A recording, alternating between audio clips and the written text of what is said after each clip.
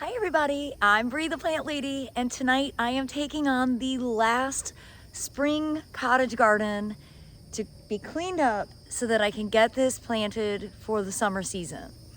I'm really proud that I've gotten so much accomplished and I've gotten all the other beds planted, and we're hosting Aiden's graduation party on Saturday, so I'm really anxious to get this last bed cleaned up.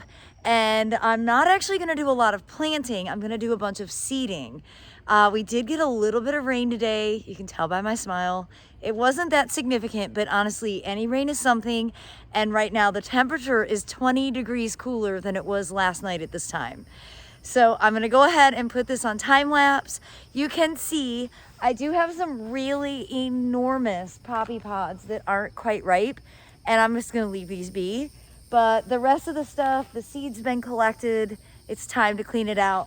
I'm also really happy to show you that I've got some really impressive Amimagus that is I think a biennial that I've been seeding in here for years, and this is just starting to bloom. So obviously that's not coming out, but there's a lot of weeds and there's just a lot of dried up plants. And I know that this bed is gonna look so much better once it's cleaned. I should also mention that I am going to remove all of this Rudbeckia. So this came in as a trial plant 3 years ago, and I'm definitely considering it to be invasive. So I am not potting it up because I don't think that anybody wants this. You shouldn't want it. The deer eat it, but somehow that has not prevented it from spreading all over. And this corner could definitely have something more interesting than eaten down Rudbeckia. So this is gonna be a pretty dramatic transformation when I remove all of that. So I'm pretty excited for this reveal.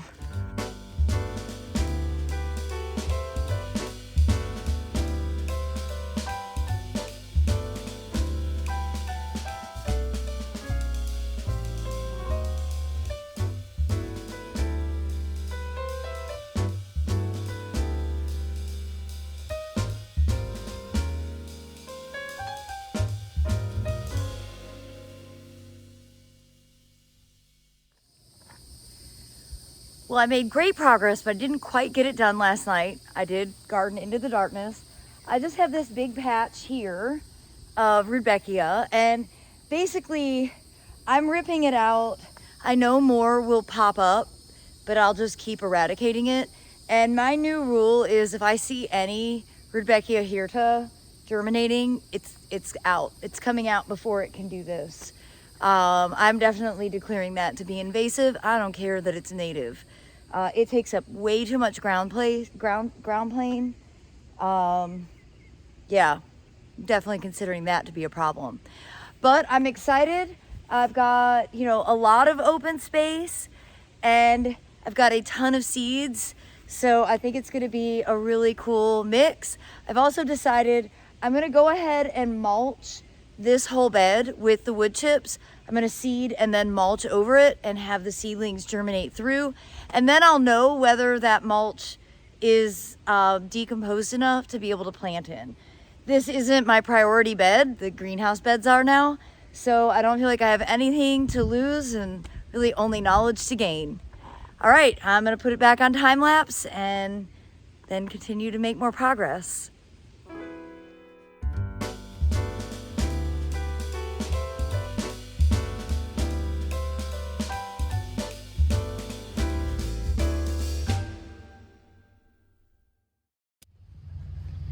Well, I made some progress. I'm gonna be battling Rudbeckia for the foreseeable future because there's still tons of roots in here. But it's nice because now you can see that there's actually a pond there. I have some rice growing in it. I love the carex, though it could use some management. I'll do that more in the winter. And obviously the rest of the bed is now open and ready to be seeded and mulched.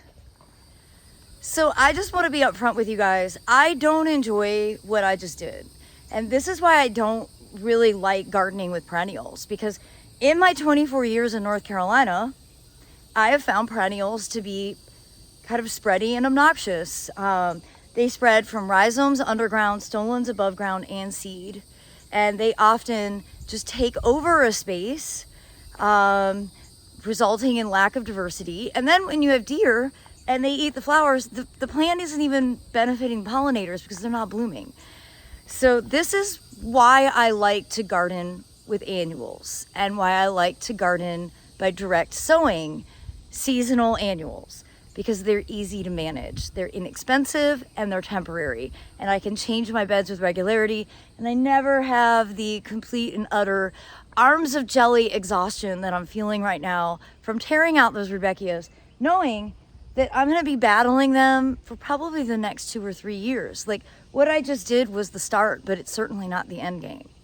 So I just wanted to say this because I doubt you're hearing this point of view from other people on YouTube, because perennials are presented as this low maintenance, plant it once, never have to think about it again.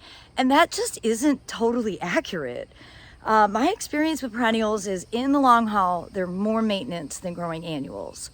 So I'm feeling very vindicated in my love and adoration for planting a diverse range of annuals and leaning into that. And well, after today, I'm not gonna let any more Rudbeckias take hold in my garden and spread all over the place and cause me this long-term maintenance nightmare. And while I'm standing here, I was thinking I should just rip out these worthless hydrangeas. I mean, obviously the deer are eating them. We got a little rain yesterday, so they look all right, but you know, they need so much water. They're so impractical. And gardenias are so much better. They're drought tolerant, the deer don't eat them, their flowers are fragrant. So while I'm in the mode of destruction, I think I'm just gonna go ahead and take out the hydrangeas that are in this section, because there's no point. I mean, I would need to cage the whole area, and I don't want to. And frankly, I already have cages everywhere to protect other plants. And oh my God, I'm just seeing there's more stupid Rudbeckia over there. Oh, good Lord. Y'all, I hate Rudbeckia. I'm not gonna mince words. Look at what it's done all over the pathway. Look at, I didn't even plant this. Oh my God. Oh, please, you guys, learn from my mistakes and don't let this happen in your gardens.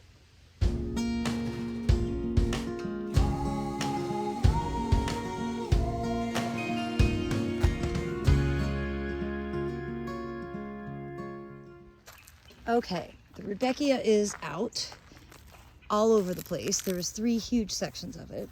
I've raked everything, and now it's time to seed, and then I'm gonna water, and then tonight, when it's cooler, I am going to mulch it. So I'm pretty stoked, and let me show you the seed options. Okay, here's the seed. I've got 3 types of corn. I've got cosmos, a whole bunch of different zinnias, sunflowers, cleome, and cumin. So I'm really excited about it. Obviously the zinnias and the tall sunflowers go in the middle along with corn.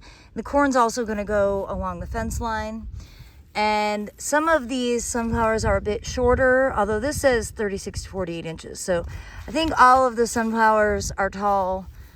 So I guess I'm gonna put cumin closer to the edge. And yeah, we'll see how things are. All right, everybody, it is seeded and it is watered. And I did go ahead and plant some peppers in that corner. And now tonight I will mulch it. And well, this project will be done. Just gonna go ahead and turn the sprinkler off.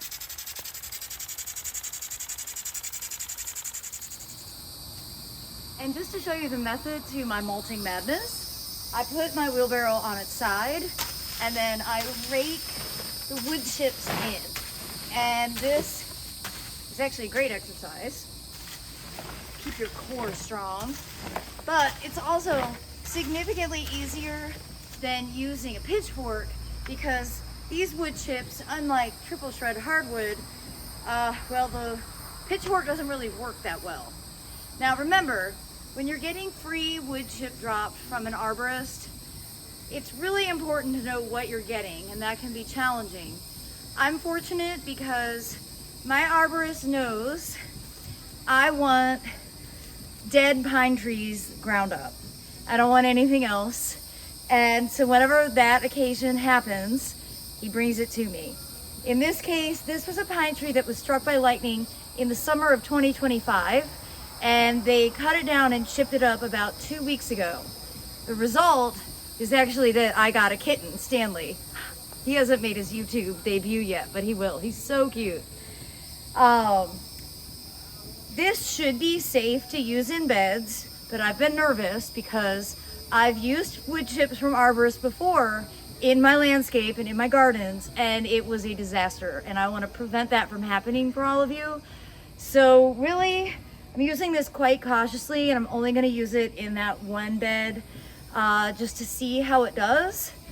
And then honestly, by the time I figure out whether it was a good or bad decision, it'll be too late to mulch the other beds anyway, and I will have saved myself a lot of exercise. All right, I'm gonna go ahead and get this wheelbarrow full so I can finish this project. And before I get distracted getting the mulch out, which is inevitably gonna have me working into the darkness, I just wanted to show you, I got everything seeded. It's a fun mix. I don't really remember now everything that I did, but when it germinates, I will post an update video. And from experience, because I've been doing this for 24 years, I know that it's gonna work. My biggest concern is this patch right here where I put a bunch of jalapeno peppers, and that's because that's where that invasive Rudbeckia was. But I'll keep my eyes on it, and I'm gonna prevent that from happening anywhere else. But I wanted to show you, I got this entire space completely redone. I'm really, really happy with how it turned out. So the Pollarded sycamore bed is all planted. Obviously the backside of this big property border has been planted and seeded. And then the entire fence line going this direction is all cleaned up, all weeded and reseeded as well. And in here I did a lot of cotton and a lot of sweet corn. And I know it sounds like it's late for sweet corn, but you can plant it still in the southeast and you will get harvest probably closer to Labor Day. Whereas like if you planted it in April or early May, you're harvesting already. So I just wanted to get this video done to let you know there is time to get summer stuff seeded. I've done this as late as July 20th and it was successful. So don't think that you've missed that window for getting summer planted, but I would encourage you to go ahead and get busy, go outside in the evenings when it's not so unbearable, and sow some seeds so that your borders will look full and lush and amazing all summer. Well, again, I'm gonna post updates in weekly tours, so I hope you'll tune in to see how this project comes together for the summer of 2026. And as always, thanks so much for watching, everybody, and happy gardening.